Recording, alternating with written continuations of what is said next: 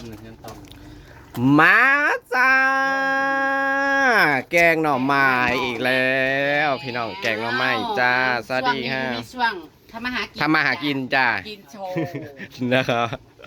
ก็กินโชว์แต่ละมื้อแต่ละเดย์ช่วงนี้พี่น้องเอ้ยเพราะว่าแม่งจักจันแม่งอีกกับพอท่านได้ออกพี่น้องเอ้ยกันแล้วก็จังสีละเฮ้ยโอ้ยยังนำข้าวเบื่ออีกดิ เต็มหม้อบักใหญ่ เจ้าบ่ต้อง พี่ ห่ว น้ งซอยกระดูกหมูก็บ่ได้พอ หาบักอื่นลงก่อนพี่น้องเพราะว่าบักอื่นมันแข็งจ้าตอนน้ำใหม่นะแบบน้ำใหม่แบบอะไรนะแบบตุ๋ยแบบฟานเลยค่ะ จ้า แต่แต้วแล้วเรากระเบียก่อนนะเชื่อ จ้าตอนนี้ก็คือซุ้มแซวจ้าบรรดาทีมงานพี่น้องเอ้ยนี่นะฮะกลางขึ้นเป็นที่เรียบร้อยแล้วจ้าเต้นพับของพิธีจะได้ก็ขอบุญขอบคุณหลายๆเด้อสวัสดีค่ะสวัสดีค่ะปิ้งเป็ดแล้วก็แกงหน่อไม้จ้าหน่อไม้ของบ่าวสอนนั่นเองเพราะว่าเพิ่นไปอาบแต่สาวเป็นล่ามาเต็มปันนะบันดุมากใช่พี่น้องเพิ่นจะตำข้าวโพดข้าวเบื่อมาสิล่างเห็นไหมแต่พวกมันว่าแต่ยาดีที่ทีมฟึ่งตายดับแนวรถแต่ว่า เฮ้ยพอหน้านี่เสียเอาแล้วเอานั่งเอานั่ง พักพี่น้องพักใส่เต็มหม้อพี่น้องเครื่องเน้นๆจ้าวันนี้น่ะแซ่บแซ่บกับพันลูกไปสิเบรกให้บอกแจ็คน้ำเธอแล้วแต่สิใช่คันเลยโทษเอาน้ำเอาเห็ดพอมาใส่แน่มันบดแจ้เอาน้ำบ่มากขับปลาเพื่อซื้อมาเห็ดพอกับฟองน่ะแซ่บเลยอ่อนแบบมันผักแพงเลยเขาอัดใส่กับฟองมาขายเด้นิ่มเก่าบ่นิ่มคือเก่าเลยแซ่บนี่ก็นิ่มคือเก่าขันอยากใส่ปลาประเดี๋ยวพันตีกับตัวใหญ่แล้วให้ลวกใส่กับปลาใส่กระยาเอาประเดี๋ยวปรุงใส่แล้วก็พอประเดี๋ยวปรุงก็ได้เอาข้าวเบียร์ลงไปจ้ะข้าวเบียร์เอาสะอมเนี่ยคือบ่มาใส่บ่มีนั่นสะอมมะขามนั่นมันจะเป็นสะอมหลังบัดสีป่งสีอมนางอ่ะสีอมงามเหมือนลิ้นรอขอบคุณค่ะเอาเพราะว่าเรื่องผักขาเอานั่นบอกมันเป็นประจงงามเอาขอละดีใจเพราะว่าเรื่องผักขาขอละดีใจอยู่ว่าของงามเจ้ากางงามไอ้ลี่เนาะน่ะเฮากะตอนนั้นน่ะเขาว่าเรื่องผักขานี่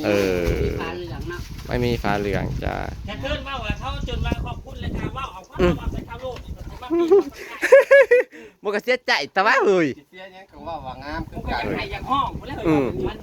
มันก็งามอยู่แต่ว่าผัวมันคนใดเขาก็หนีไปกรุงเทพเบิดไปหางานไปเมืองไทยเขาต้องมาใส่อยู่บ้านน้ำมันหอยเกี่ยวกับมันเฮ้ยได้ใครเกี่ยปลูกสะฟ้าสีฟ้าได้เท่านั้นย้ำเดือนของปลูกใจของคนนี้ได้แม่นเขาจะเป็นเดือนที่ร้อนนะใส่พอมันนัวก็อีดำตัดเสียงเส้นแล้วมันเสียบทั้งเส้นประมาณเดือนตายมาเสร็จหน่อยมันก็บ่หน่อยคนบ่ได้ก็โทษจุ๊บต้อมนะ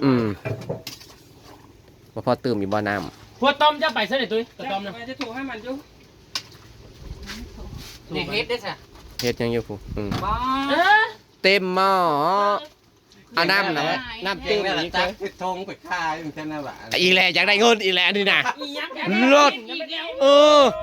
มีแต่เงินเดี๋ยวเขาว่ากับคนหาเงินนี่นะเนาะรถไม่จะได้หมอกกันจะไปเอาจังตักเห็ดทงละสาวเห็นแล้วเป็นรอดเป็นรอดทงละพอเด้อพอเด้อเขาบอกซื้อเด้อบ้านกูแกงละไม้เส้นหนาเส้นตาบ้านนั่นบ่พอกินได้ไปดีครับที่บ้านซื้อให้เบิดเลยให้ตัวนี้เฮ็ดใหญ่อยู่บ้านคือจะขายใหญ่นะบ่บ้านเธอก็มักซื้อกินกันเลยใส่โลบไปแล้วมันยุบมันหวานเอาท่าให้หน่อยได้หวานได้เผ็ดนั่นนี่ข้าวแกงชุดนึงสิไปขายเอเบอร์ซีแล้วอยากลงเพนสวยนึงแล้วว่าได้นั่งน้ำนี่กินรถบ่ลงดอกกว่านี้แล้ววิทย์แล้ววิทย์เย็นแล้วตอนนี้นั่งน้ำว่ากินรถบ่ลงดอกเอาบ่ลงเลยเช็ดในกลุ่มเลยดิน้องงอนบ่จักเราหยอกเราเลยต้องสิหายอยู่บ่เห็นว่าก็เป็นยิงตัวย่างนี่จะว่านี่จังสิไปหาว่าก็แท้เราบ่ต้องมากินเด้อหน่อไม้ข่อยนี่ว่าแน่นี่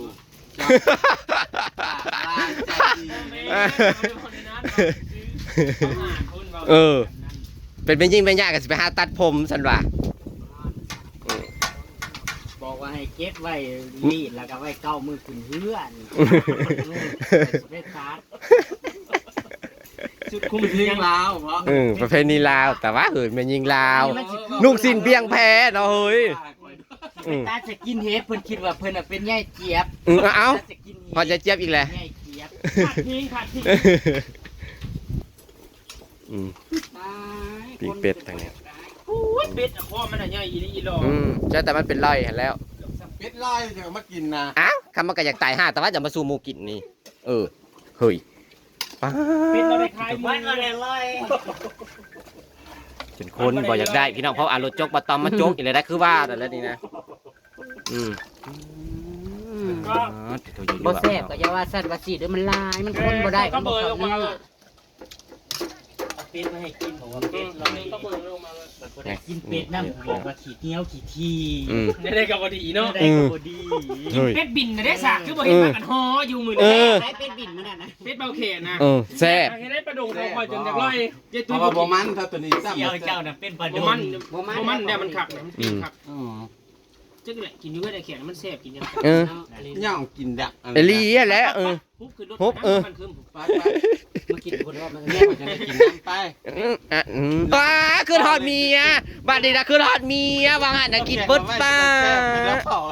ข้ากินข้าแกงน้องไม้พิษปลาดุกเพราะว่าไปอยากเอาไปให้เมียอยากเอาไปให้เมียตัวอ้วนตัวมันแจ๊ดแต่ว่ากินดีแล้วออกเก่าไรลีขึ้นมาเลยดิก็จะพิษกันได้ ใส่โอ้เมียอยาก เฮ้ยเต็มหม้อพี่น้องเอ้ยเบิ้ง จุดพะลุนบ่ได้พะลุนน่ะจุด เราต้มนะ เจาะงอลองงอ ขนาดว่าจ่องท้ายจ่องกาแค่ เจาะแล้วก็คล้องแค่กุดพะลุนบ่ได้คันยันเราเดี๋ยวไปใส่เลย ยามแรกสับยามปนเนาะหมอบักใหญ่โคตรวันนอไม้บ่อึดบ่ยา ลูกเธอไปใส่มือนี่นี่ละให้ขึ้นมาท่านขึ้นมา เขาบอกว่านะสิดามาทำให้เห็ดคนอื่นกินถึงเรียบรีบเรียบจ่องลวดได้สำหรับ ผู้สำล้อมบ่ ซื้อแค่เคยเอาส่งหน่อยคนกดขันนะ ประมาณแล้ว เราอยากกินข้าวได้ปั้นกันได้บ้างยังกินกับเป็ดบ่จะ ให้หมอพดอีกก่อนพี่น้องจ้า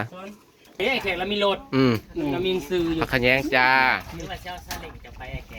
ลูกสลิง ขายหมูทั้งนั้นไป จักมือที่ห้อง เอาปืนไปขายทั้งปลาขยง โอ้ย ปลาคา ตื่นได้12 โมง สะอม ขึ้นบ่ ใส่รถขาครับล้างน้ำนะคะครับ โอ้ยบักคาบักสูงๆนึงมีแต่ข่อยเดียวเทิง สองเท่านะโมลงมาดีหรองอนอีกเลย บอลแล้วบอกจะเศร้าผมกับโจฮานะว่าจะไปยัง มันยังเบื่อที่หน้า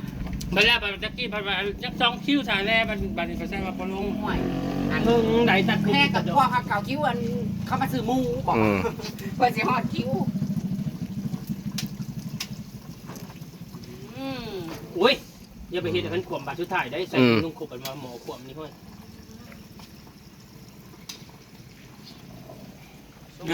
จดพ้นบ่ได้เด้อพี่น้องเอ้ย จุดจี้เด้อมาสัก อุ้ยไปครัวปะ ใส่ถึงไว้กับนี้ อย่าว่าจะตีอยู่แล้วอย่าไปอยากซื้อหมักพริกคล้ายคือบ่าวซ้อนบ่หมักพริกต้นในสวนข่อยดู เขาจะเป็นคู่แข่งนะจะบริการคือละ ครับจะได้เท่าไรไอ้แขกมันดีเนี่ยให้จะตัดขายทุกละ20 บาท จะได้เหรอจะกระตัด ถ้าได้200นี่ลูกเนี่ยนี่นะ รูปใด 50เฮ็ดกับ40สมมุติว่าถ้าได้อีก น้ำใหม่ดี น้ำใหม่บ่ได้ซื้อ เป็นว่า 90มันบ่ได้เนาะ ก็คือเฮ็ดกายคือได้ตั้งน้อย ทำรอยบ่ได้ นี่ร้อย เขาเจ้าเฮ็ดกินแล้วแบ่งไปขายซื้อเขาบ่นึงเธอมันก็นำลายได้เขาเฮ็ดมันก็มีพักนั่นพักนี่หลายอย่างค่ะดิ เพราะอะไรได้ พอกระปุกพวกนี้เลย คนลูก มันลูกกันอันเด้อเอ้ยปงเส้นละเป็นนินนา พวกยังไม่เดิมดีเฮ้ยกันด่างออกสิเปล่าได้ใช้ตาแซนตายแล้วพวกเปล่าด่างกัน เปล่าด่าให้มันยุ่ม ยุ่มเอามาตักใส่ห้องเจ้าในส บ้า ปาน ซอน ตั้งไว้แล้วแม่ตักรถเนี่ย ทงฮ้อนบ่ให้ทงฮ้อนตัวยางยุ เมียน่ะคอยได้10 มื้อเลยนี่นั่น ตัว ตักใส่อะไรใส่ ทงฮ้อนตัวยางยุ ก้อนบ่ เบรดทงกันนะซ้อนเขากู14ได้บ่ ส่หมองมัน เอาเบอร์เลิกบอก เอ้ยพี่มาค่ะ เล่นแล้วบอกมากินเก่งหรือไม่เราจะเอาเบ อื อ ม ร์ เบิ่งให้พี่น้อง เอาซ้ำนี่ก่อนนี่จังมัดเขาเอรถก่อนนี่โอ้โต๊ะมันคน อืม ไปสิครับนี่เอาก้านที่ไปปรุงใช่เอามาครับ ซ้ำนั่น กว่ากำตดเขาบอกว่าตูดเข้าไปอีกกว่ายังบอกอยู่อันนี้นะสิมาพิษกันยันบอกเก่งทำไมนี่นะ อย่าให้กัน